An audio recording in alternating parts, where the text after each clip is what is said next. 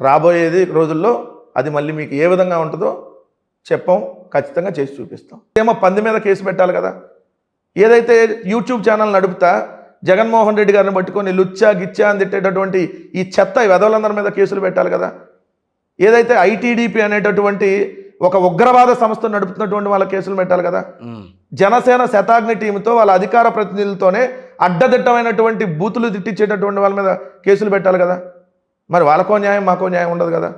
మేము ప్రశ్నిస్తే కేసులు పెట్టారు, మీరేమో బూతులు తిట్టినా మీ మీద కేసులు ఉండవు. ఇంకా మీరు ఎంకరేజ్ చేస్తున్నారు. సాక్షాత్తు మీ నాయకులు మాట్లాడుతున్నారు.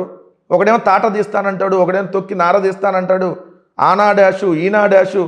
ఒకడేమో మహిళా హోంమంత్రిని పెట్టుకుంది తిట్టినటువంటి సందర్భాలు, సాక్షాత్తు స్పీకర్ హోదాలో ఉండి మాట్లాడుతున్నటువంటి మాటలు, మరి అసెంబ్లీలోనే ఈరోజు మీరు మాట్లాడుతున్నటువంటి పరుష పద్యాలు, ఇటన్నిటి మీద పెట్టాలి కదా.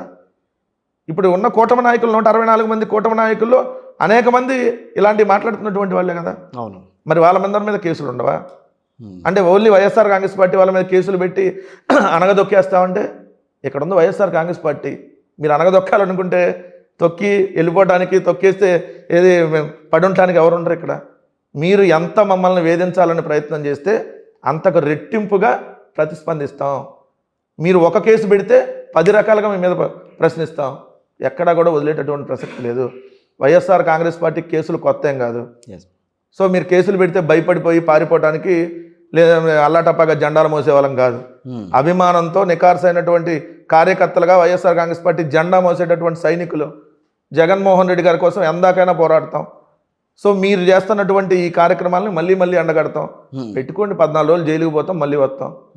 మళ్ళీ రిమాండ్ పొడిగితే ఇంకో 14 రోజులు ఉంటాం, మళ్ళీ వస్తాం. వచ్చినాకైనా మళ్ళీ మాట్లాడతాం. అంతే తప్ప మీరు ఏదో కేసులు పెడితే భయపడిపోతారనుకోవడానికి ఇక్కడ ఎవరో లేరు. అవన్నీ పెట్టుకోండి అని వదిలేస్తాం అంతే. సో ఒక్కటైతే స్పష్టంగా చెప్తా ఉన్నాం, మా వైఎస్ఆర్ కాంగ్రెస్ పార్టీ వాళ్ళని వేధించాలని ఎవరు ప్రయత్నించినా కూడా ఈ కూటమిలో ఉన్నటువంటి నాయకులు, ఇప్పుడున్నటువంటి ప్రభుత్వం ఈ కేసులతో నడిచిందా ఈ రకమైన వేధింపులు అనేవి? సార్ ఉంటే నిజంగా నడుచుంటే వీళ్ళు ఒక్కళ్ళు కూడా ఈరోజు మాట్లాడగలిగేవాళ్ళే సార్.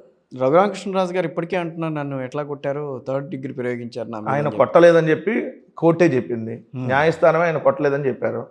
మీకు అయినటువంటిది అది ఎడిమా వల్ల వచ్చిన గాయం అని చెప్పారు. అయినా కూడా మీరు కొట్టారని ప్రచారం చేసుకున్నారు.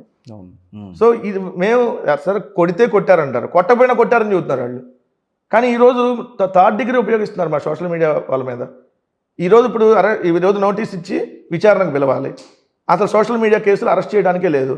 కానీ మీరేం చేస్తున్నారు, వచ్చి పట్టుకొని వెళ్ళిపోయి 2-3 రోజుల తర్వాత కోర్టులో ప్రొడ్యూస్ చేస్తున్నారు. అంటే 2-3 రోజులు గురి చేసి సుప్రీంకోర్టు కూడా మొన్న ఇచ్చింది కదా, సోషల్ మీడియా మీద మీరేమి చేయడానికి లేదు. నేను హైకోర్టు కూడా గట్టిగా మందలించి సీసీ ఫుటేజ్లో పలానా రోజు అరెస్ట్ చేసినట్టుగా ఉంటే మరి మీరు 3 రోజుల తర్వాత ఎలా ప్రొడ్యూస్ చేశారు వర్ర రవీందర్ రెడ్డి అని అడిగింది హైకోర్టు. ఖచ్చితంగా వాళ్ళు ఎవరిని ఇవ్వాల్సిందే. పోలీసులు మీరు మీ డ్యూటీ చేయండి. తెలుగుదేశం వాళ్ళ డ్యూటీ మీరు చేయాలని ప్రయత్నిస్తే